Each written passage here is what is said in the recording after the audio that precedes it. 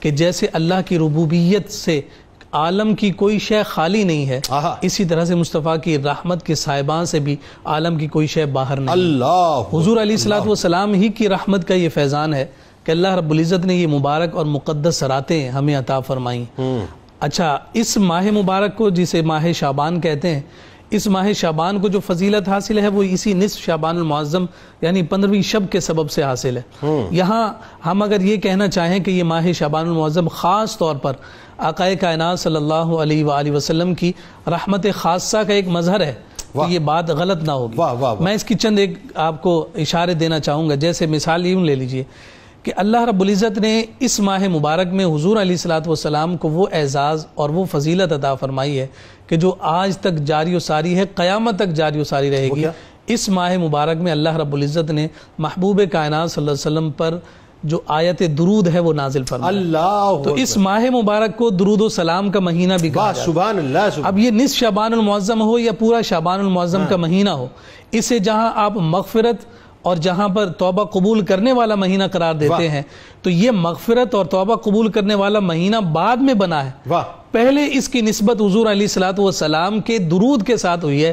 فرمایا کہ حضور کے درود و سلام کے ذریعے سے اس شعبان المعظم کا اہتمام کرو، اللہ رب العزت توبہ اور استغفار کے دروازے تمہارے لیے کھول۔ وہ روایت بھی عرض کرتا ہوں جو کہ سنن ترمذی میں اور دیگر کتب میں موجود ہے، اور ہم سب کی ماں سیدہ عائشہ صدیقہ رضی اللہ تعالی عنہا کے قدموں کی برکت ہے کہ اللہ رب العزت نے ہمیں یہ اعزاز اور شرف عطا فرمایا۔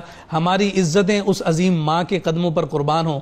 سیدہ عائشہ صدیقہ رضی اللہ تعالی عنہا نے حضور علیہ السلام کو جب اپنے مبارک بستر پر جلوہ افروز نہ دیکھا تو نبی رحمت صلی اللہ علیہ وسلم کی تلاش میں جب مدینہ المنورہ کی گلیوں کی جانب روانہ ہوئی، یوں کہیے کہ امت پر رحمت کی برکھا برسانے کے لیے نکلی۔ سبحان اللہ۔ اب حضور علیہ السلام کی تلاش جاری اور تلاش کس چیز سے ہوتی تھی؟ صحابہ نے ذکر کیا ہے، حضور علیہ السلام کے مبارک جسم سے جو خوشبو آیا کرتی تھی اس کو سونگ کر حضور کے مقام کا پتہ چل جاتا تھا۔ اور سیدہ عائشہ صدیقہ جنت البقیع پہنچی ہیں اور نبی رحمت صلی اللہ علیہ وسلم اپنے رب کی بارگاہ میں گریہ فرما رہے ہیں۔ سیدہ پاک فرماتی ہیں کہ میں نے کریم لجپال کو دیکھا کہ آپ کا چہرہ انور آسمان کی جانب اٹھا ہوا ہے، اور حضور علیہ السلام اپنی امت کے لیے دعا فرما رہے ہیں۔ سیدہ پاک فرماتی ہیں کہ جب حضور فارغ ہوئے تو مجھے اپنے ساتھ پایا تو فرمایا کہ عائشہ جانتی ہو کہ یہ رات کون سی رات ہے؟ فرمایا یا رسول اللہ آپ ہی ارشاد فرمائیے۔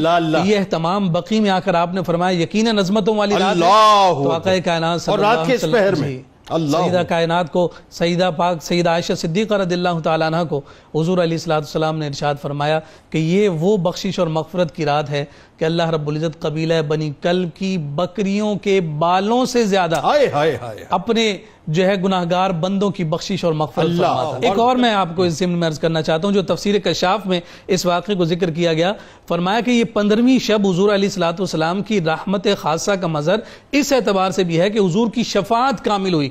میں وہ کیسے؟ کہا 13ویں شب اللہ کی خدمت بارگاہ میں عرض کیا باری تعالیٰ مجھے شفاعت عطا فرمائے، 1/3 شفاعت عطا کی گئی امت کی، جی۔ پھر 14ویں رات پھر مانگا گیا 2/3 عطا کر دی، لیکن جب 15ویں شب آیا باری تعالیٰ تو مجھے شفاعت میں مزید برکت عطا فرما۔ فرمایا اللہ رب العزت نے اپنے محبوب کو شفاعت کامل عطا فرما دی۔ اب حضور علیہ السلام اپنے دامن شفاعت میں جس گناہگار کو داخل کرتے جائیں گے رب ذوالجلال بخشش اور مغفرت کی نوید سناتا چلا جائے گا۔